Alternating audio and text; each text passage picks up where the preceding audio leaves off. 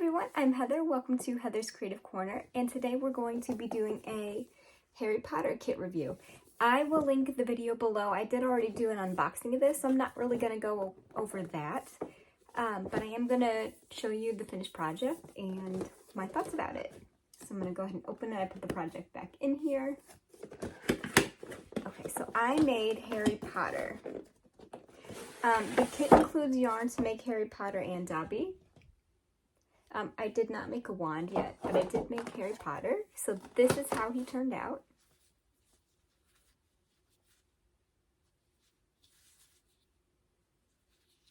So that's my Harry. So it came with the book, and we'll go over briefly what it came with. So here's the book it came with. The patterns there by Lucy Collin. It came with yarn and stuffing and safety eyes and a needle. So let's go over that. So my thoughts on it. So the stuffing I didn't like. It feels like a cotton ball, like that feeling. I used it. It was fine. I don't like the feeling of it. It's kind of weird. I don't know. It's like a sensory thing. I don't like how it feels. It reminds me of a cotton ball. But it's not terrible. It's stuffing. The safety eyes, the backs didn't work out. I just used my own safety eyes. And the needle was a little bit skinnier than I'm used to, but it's fine. I did get this kit secondhand, so maybe that's why the backs of them had issues, but I don't know. So here's the yarn. So as you can see, I have a lot left, and that's because I didn't use it. The yarn, I was working on his head, and this is as far as I got before I had to stop because it was awful. This yarn, not all of it, but this color in particular especially, it felt like I was crocheting with twine. It was hurting my fingers so bad. Like, it doesn't feel bad when you're like just holding it, but when you're actually working with it for, you know, a significant amount of time, maybe, I don't know, maybe 30, 45 minutes to make this, probably not even that.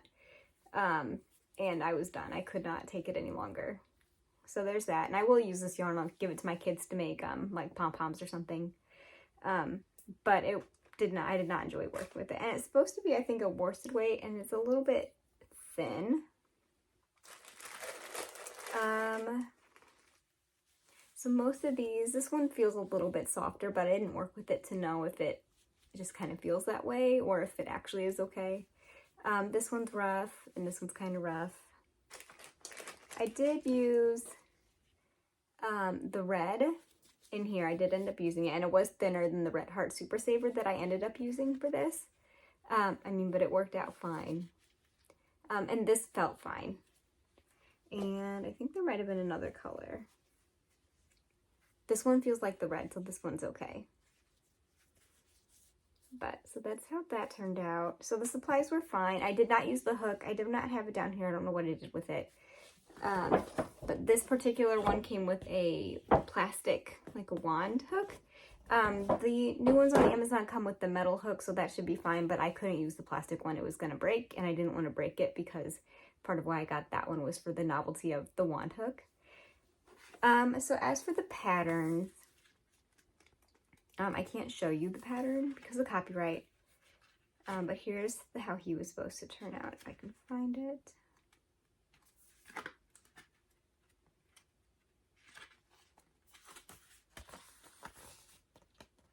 So there's Harry. I don't know if it came with enough yarn to do the, like the robe and stuff too, so I just did without the robe. But there's that. And he came out kind of like that.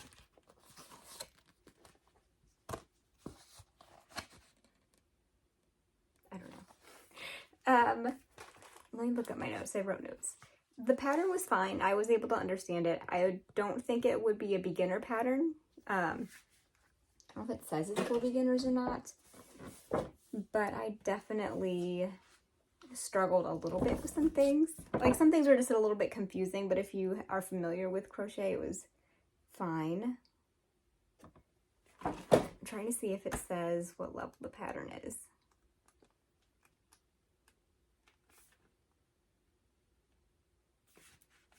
Let's say...